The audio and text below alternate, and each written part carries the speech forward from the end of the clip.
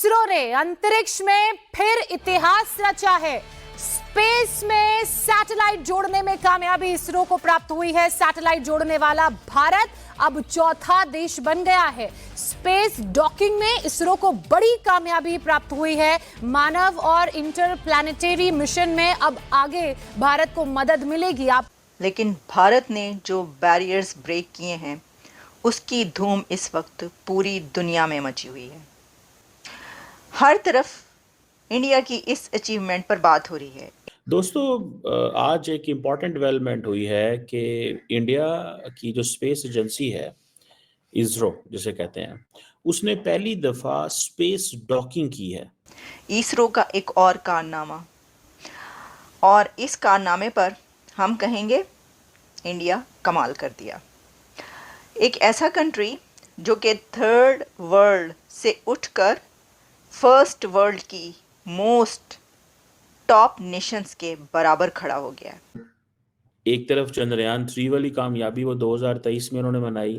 अब वो कह रहे हैं जी कि हम तो we have been looking for space station चाहते हैं। ठीक है जी। फोर्थ नेशन बन गई है भारत की, जो चाइना, अमेरिका और रशिया के साथ खड़ी हो गई है अब ये नेशन। अब ये कहा जा रहा है कि जो इसरो है उसने ये एक हिस्ट्री बनाई है। इंडिया चौथा मुल्क है दुनिया के अंदर जो इस तरह की टेक्नोलॉजी रख रहा है। इससे पहले अमेरिका ने की, रशिया ने के पास थी और चाइना के पास थी। आपको बता दें कि भारत चौथा ऐसा देश बन गया है जिसने सैटेलाइट्स को जोड़ा है, यानी कि इंटर डॉकिंग की है, और ये एक बहुत बड़ी सफलता भारत के लिए। सो इसमें आप समझ लें कि इंडिया के जो एम्बिशन है कि स्पेस मिशंस में, ठीक है जी, वो पूरे हो रहे हैं और इंडिया जो है वो फाइनली इस चीज़ में आ गया है। देखिए, एक होती है पॉलिटिकल विल। इंडिया बेसिकली जो ग्रेट पावर स्टेटस है वो अचीव करना चाहता है, और ग्रेट पावर स्टेटस को वो अचीव करने के लिए वो समझते हैं कि अगर आपको पैसे देने पड़े, मोमेंटम बिल्ड करने पड़ते हैं ना, ठीक है जी। और ये उन्होंने किए, ये उन्होंने किए, और ये दोनों के दोनों जो रॉकेट थे ये बेसिकली तकरीबन 225 केजी का था। तो नमस्कार दोस्तों, स्वागत है आपका भारत टेक न्यूज़ की एक नई वीडियो में। दोस्तों, वीडियो अच्छा लगे तो एक लाइक करना, कमेंट करना, शेयर करना, और जो भाई भी पहली बार सब्सक्राइब करना।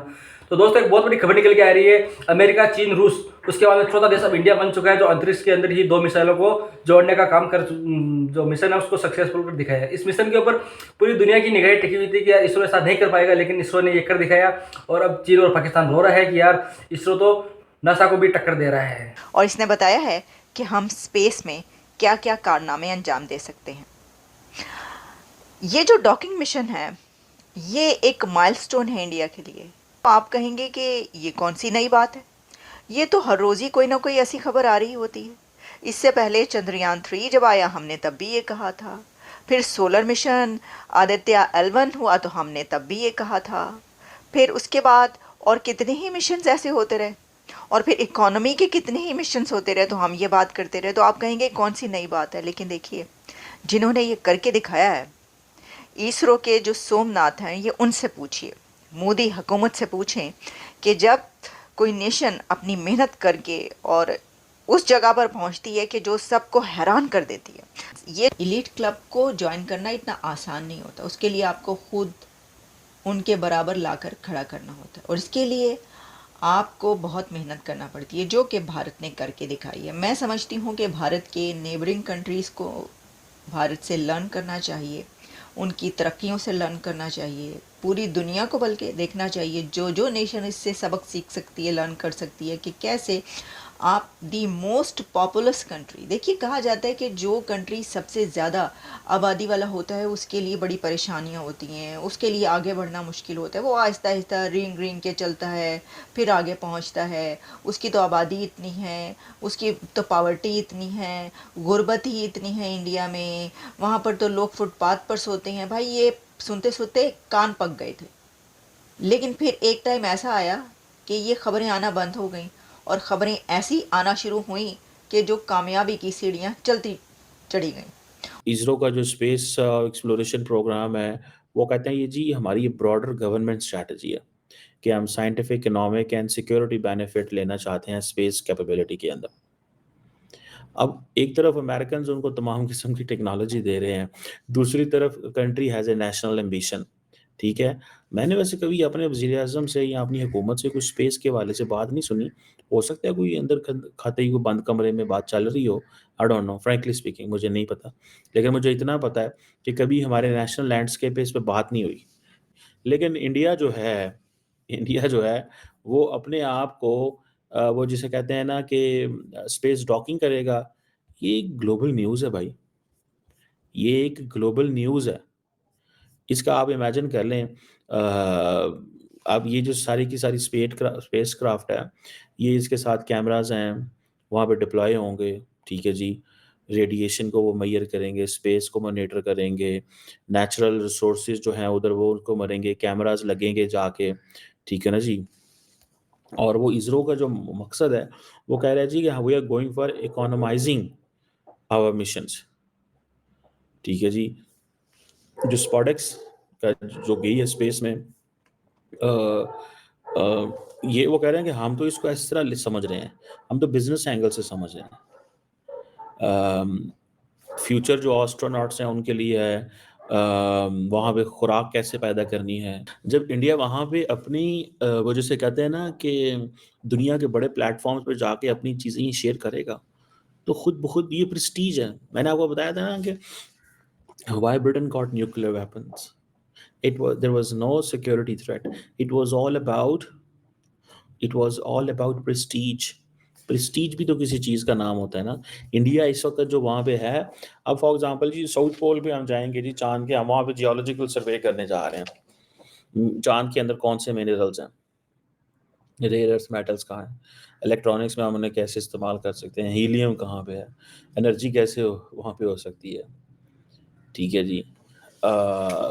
सो ये चीज़ें हैं। सो ये जो ख़ास तौर पे ये जो चंद्रयान 3 मिशन है जो था ये एक इंडिया के लिए प्रेस्टीज का मैटर था और ये भी एक प्रेस्टीज है कि स्पेस डॉकिंग करना is a Prestige, is a serious Prestige है भाई ये।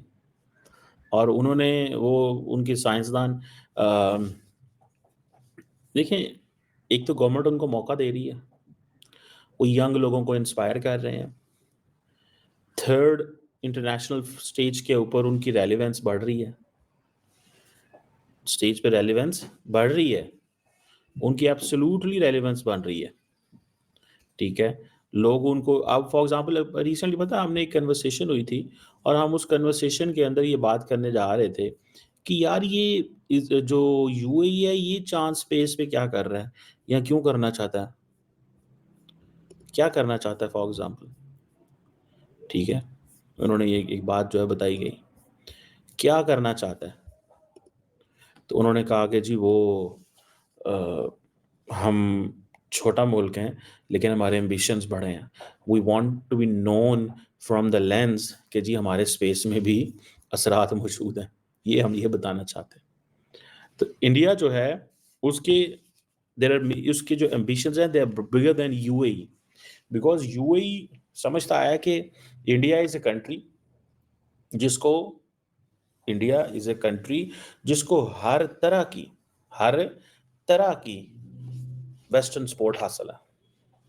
तो दोस्तों पाकिस्तान मीडिया रो रहा है कि यार इसरो में इतने काबिल वैज्ञानिक है कि मतलब अंतरिक्ष के अंदर ही 2 मिसाइलों का जोड़ कर सकते हैं। ये जोड़ आज तक केवल 3 देश के वैज्ञानिक ही कर चुके हैं, अमेरिका, चीन और रूस। अभी चौथा देश ये भारत बन चुका है और हमारे भारतवासियों के लिए बहुत ही बड़ी एक गर्व की बात है कि यार हम ऐसे देश के अंदर रहते हैं जिसमें इतने काबिल वैज्ञानिक है और इतने काबिल एक संस्था है इसरो जो अपना नाम दर्ज कर चुकी है पूरे विश्व के अंदर 4थे नंबर के ऊपर। तो दोस्तों ये चीज़ देखकर पाकिस्तान मीडिया रो रहा है कि यार ऐसा खास अगर पाकिस्तान में भी होता तो अच्छा होता, लेकिन पाकिस्तान में नहीं होने का एक ही कारण है क्योंकि पाकिस्तानियों ने कभी भी इस चीज़ को सीरियस नहीं लिया। पाकिस्तानियों ने केवल आतंकवाद फैलाया है, तो वहाँ पे ऐसे वैज्ञानिक विकसित नहीं हुए। लेकिन भारत ने हमेशा तरक्की की सोची है और तरक्की की सोच के भारत में हमेशा ही मतलब अच्छे मार्गदर्शन पर चले हैं। तो दोस्तों वीडियो कैसा लगा, वीडियो अच्छा लगा तो एक लाइक करना, कमेंट करना, शेयर करना और जो भाई भी सब्सक्राइब करना। जय हिंद, जय भारत।